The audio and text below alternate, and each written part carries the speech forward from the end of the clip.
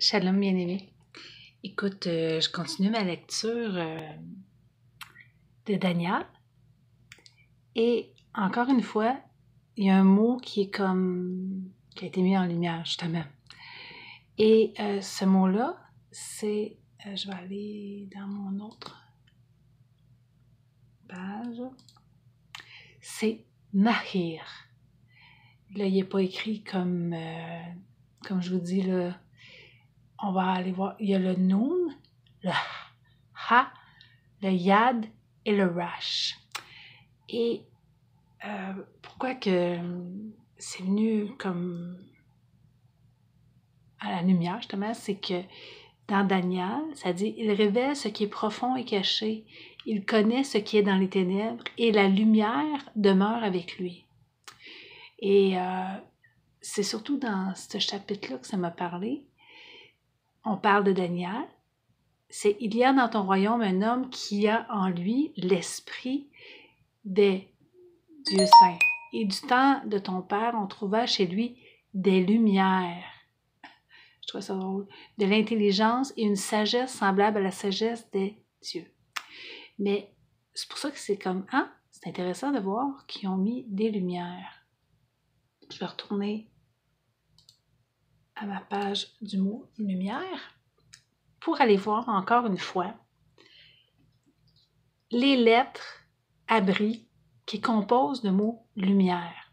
Parce que les lumières dont parle le livre de Daniel, c'est Nahir. On fait juste ici, mettons, tu as le Noun, tu as le Yad et tu as le Rash.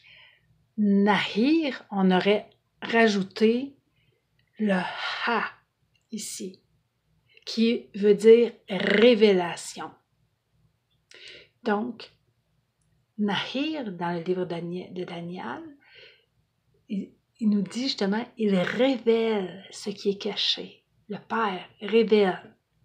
Il donne la lumière sur quelque chose. Tu sais, on voit que Daniel a eu la révélation des songes, qu'est-ce qui était caché aux yeux des autres, qu'est-ce qui ne pouvait être discerné aux yeux des magiciens, des astrologues et tout. Ça a été révélé à Daniel. Et on se souvient que le Père dit que dans sa parole, ça dit « Ta parole est une lampe à mes pieds. » Elle me révèle la manière que je dois marcher, la manière que je dois vivre. Et ce qui est intéressant, comme je vous disais, les lettres qui composent un mot en abri, il y a toujours un message. Et on voit qu'il y a le Noun, le Yad et le Rash. Le Noun qui parle de semence, qui parle de parole. Ta parole est une lampe à mes pieds. Parle de progéniture, de ce qui se continue, de ce qui se perpétue.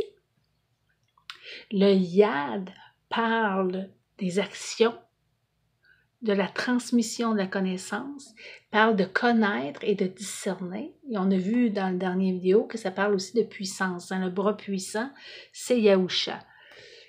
Et le Rash, ce qui est intéressant, j'ai vu dans le livre de Daniel que le Rash représente aussi l'esprit, à la pensée, ce qui est en haut, ce qui dirige dans le fond, ce qui est au sommet. Je trouvais, encore une fois, que la lampe, c'est pas... on voit que c'est imagé, c'est vraiment la parole. Un autre verset que je vous ai mis, c'est « Car le précepte, je me suis trompée, est une lampe, Nir, et l'enseignement, la Torah, est une lumière. » Mais je pourrais vous donner une autre fois, je vous l'ai mis comment c'est écrit, Alap, Wow, Rash. On parle encore de l'esprit. On parle, Alap, c'est le Père, c'est la tête, la puissance, l'autorité. C'est le wow, c'est ce qui connecte à la pensée. Fait que la lumière, c'est le Père qui est connecté à mon esprit.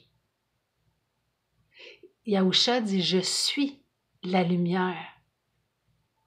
C'est lui qui me connecte avec le Père, avec sa pensée, avec sa parole, la parole vivante et plus acérée, hein, qui sépare la chair de l'esprit.